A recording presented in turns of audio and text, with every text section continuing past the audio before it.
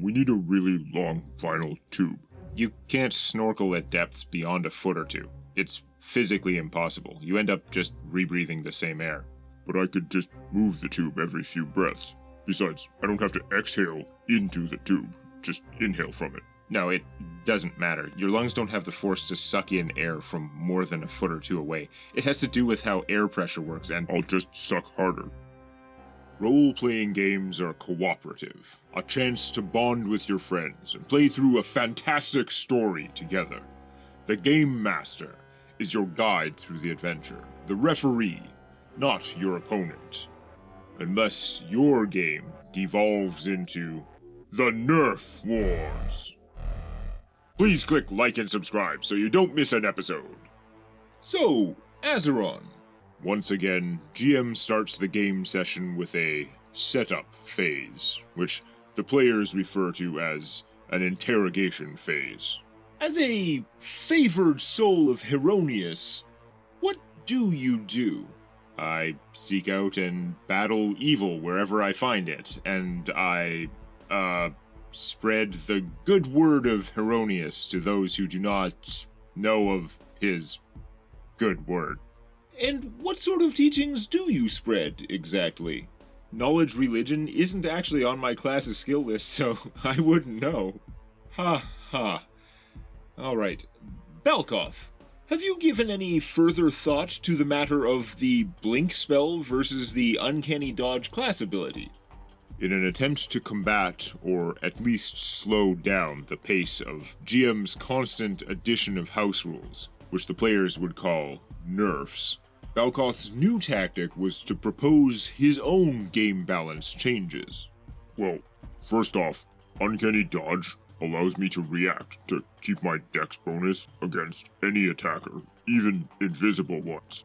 So, if I'm immune to sneak attack by an opponent who is invisible all the time, why would I not be immune to sneak attacks by an opponent who is blinking? They're literally there half the time, and only not there for half of the time. That's what the spell's 50-50 mischance represents. Secondly, it makes no sense and it's stupid. Well, it would be hard to argue with that. This is your game, everyone's, as much as it is mine, so we'll put it to a vote. Although, in practice, I think blinking versus uncanny dodge is a situation that is unlikely to come up very often. You mean unlikely to come up again? So what do the rest of you all think? Azeron votes in favor of the proposal that uncanny dodge should overcome the defense penalties from a blinking opponent's attacks. Balkoth obviously votes in favor. Varian Seth abstains, claiming it doesn't much matter, and Omit, based on his intimate familiarity with the game rules and official errata, votes against the change. If GM votes no, it would be tied 2-2 with one abstention, but instead, GM graciously implements the change based on the voting. That's good, because I got this ability and it ought to work. I didn't take like 4 levels of Dwarven Defender class just to get Trap Sense +1. Yes, because otherwise the Dwarven Defender class gives you nothing. Just better hit points and saves, straight up armor bonuses that are hard to get anywhere else, and it's just about the best possible class for a dwarf. Unless maybe he'd be better off with a few Dwarven Cleric racial substitution levels. Unless Varian would like to know what D4s taste like. Racial class substitution levels provide alternate class features for certain base classes tailored to a specific character race. Found only in less mainstream sourcebooks, they tend to be a little bit stronger than the standard version of the class for minor trade-offs. The Dwarven Cleric variant, including more hit points and a permanent damage bonus with hammers. Now, GM would obviously simply ban such an aberration, but clearly Balkoth was unaware that option existed, and if he were interested, it would create yet another argument. Thus, GM is much happier if nobody puts the idea into the dwarf player's head. Anyhow, Balkoth, could you tell us what was happening when we left off last week? No. Didn't you say last week that we were going to try to get started faster this time? This is going faster. Later that evening, the adventurers are exploring the secret catacombs they had discovered beneath the desert temple. Yes, they do actually play the game sometimes. Working their way through the tunnels, they come across a room with a 5-foot diameter vertical shaft leading down 120 feet, with ladders down one side. A torch dropped down the hole helped reveal the depth, but struck water at the bottom, extinguishing with a faint splash. Varian Seth, who rarely touches the ground thanks to his psionic flight powers, floats down as Azeron climbs the ladder most of the way. From this far down, you can see enough to guess that the shaft opens down into a spherical room of about 20-foot radius, filled nearly to the top with water, though your light sources mostly just reflect off the surface. We aren't really prepared for underwater combat and exploration right now. Can I borrow the calculator? Is it 20-foot radius or diameter? Radius. So, 3 pi r cubed. Actually, it's 4/3 pi r cubed. Oh yeah, oops. I think this thing's had its day. You broke my calculator? No. What are you guys doing anyway? They're trying to determine the volume of water in the spherical room. Balkoth has a dust of dryness. I paid 1,700 gold for 2 of these. One containing 100 gallons of water in a tiny little marble, and the other one empty. Oh, hey, calculator's working again. So you want to absorb all that water into magic dust of dryness? It's like that brawny paper towel from The Simpsons. The magic dust can't hold nearly enough. There's way more than 100 gallons in there. 1,600 times 400. Okay, never mind. I don't suppose you learned part water, eh, Azeron? No, but if I gain 2 levels, then swap out one of my useful spells for it, not gonna happen. 'Cause it'd be like Moses. We need a really long final tube. You can't snorkel at depths beyond a foot or 2. It's physically impossible. You end up just rebreathing the same air.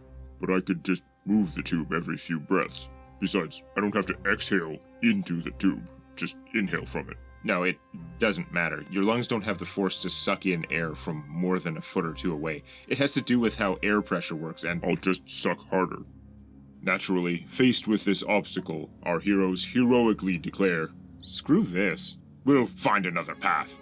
Okay, one last thing before we climb back up the shaft to Omit and Balkoth. Before I climb back up, you just float." I know you think that's some kind of a burn, but there's no way you can spin it where that's a negative for me.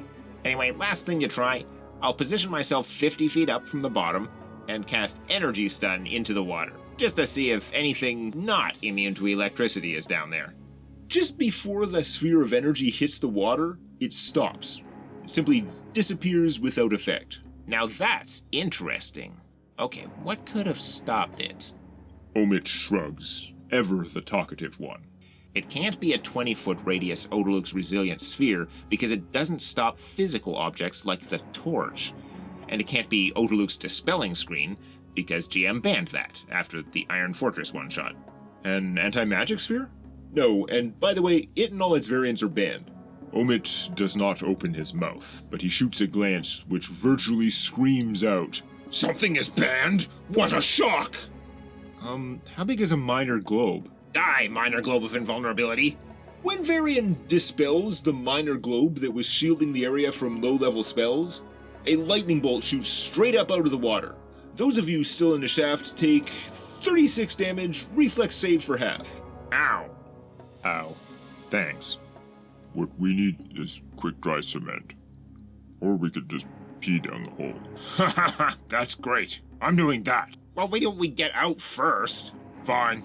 I'll ready my action. You're ready to piss on the monster. Yep.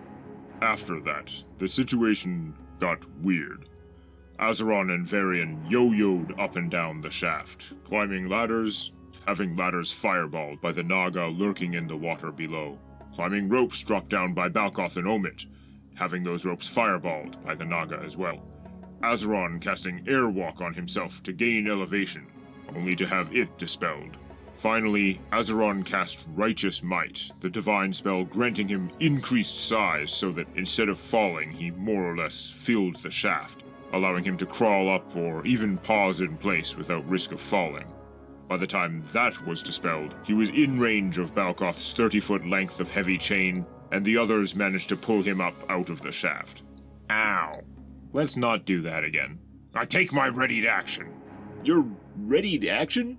His readied action to pee down the shaft. Yeah. I turn around and open the rear hatch. But after eating multiple fireballs and casting so much magic, will the party be able to rest and regain spells? Next time on the NERF Wars. If you want to hear more of this shit, hit like and subscribe. I also make a fully animated D&D campaign called Sea of Secrets, which you can watch right now, and there's no way I could keep that up without my generous patrons, especially the members of the organization.